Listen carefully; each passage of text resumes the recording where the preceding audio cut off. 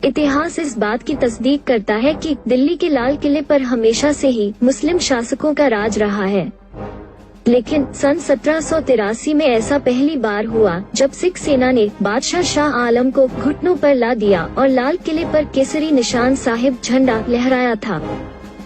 वाकया कुछ ऐसा था कि इससे पहले दिल्ली में कई सिख गुरुओं को शहीद किया गया था, लेकिन उन जगहों पर न तो कोई गुरुद्वारा बनाया गया और न ही सिखों को इसका अधिकार दिया गया। इसके साथ ही इसी दीवाने आम में बैठकर 1716 में सिखों के बहादुर योद्धा बाबा बंदा सिंह बहादुर को 740 सिखों के साथ शहीद करने का फरमान सुनाया गया था।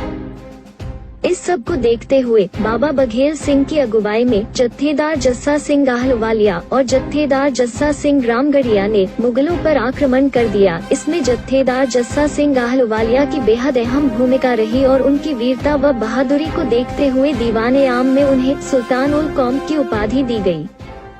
सिख सेना की दिल्ली में होने की खबर सुनकर बादशाह शाह आलम घबरा गया और उसने मिर्जा शिकोह के नेतृत्व में महताबपुर किले पर सिख सेना को रोकने की कोशिश की। हालांकि वहां पर पराजित होकर वो भाग गया और लाल किले में जाकर छिप गया। उसके बाद 9 मार्च को फजल अली खां ने भी सिखों को रोकने का असफल प्रयास किया। इसके बाद वाहे गुरु जी का खालसा वाहे गुरु जी की फतह के उद्घोष के साथ सिख सेना लाल किले की ओर बढ़ी और दूसरी तरफ अजमेरी गेट पर तैनात सिख सेना ने शहर पर आक्रमण कर दिया।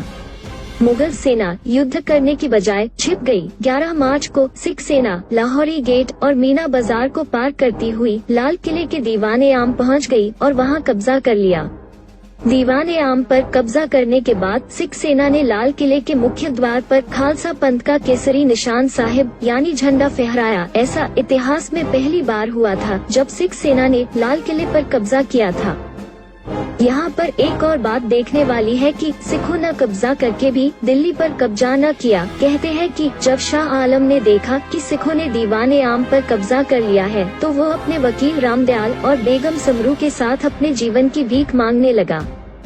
सिखों ने कुछ शर्तों पर उसे छोड़ दिया। वो शर्त थी कि वो सभी स्थान जहां गुरु साहिबान के चरण पड़े, जहां गुरु तेग बहादुर साहिब को शहीद किया गया और माता सुंदरी व माता साहिब कौर जी के निवास स्थानों का अधिकार सिखों को दिया जाए। और साथ ही में बादशाह शाह आलम को कहा कि वो 7 स्थानों पर गुरुद्वारा साहिबान के निर्माण के आदेश जारी करे। गुरुद्वारों के निर्माण तथा अन्य खर्चों की पूर्ति के लिए कर की वसूली में से 6 आने प्रति रुपया उन्हें दिया जाए और जब तक गुरुद्वारों का निर्माण पूरा नहीं हो जाता तब तक 4000 सिख सैनिक दिल्ली में ही रहेंगे।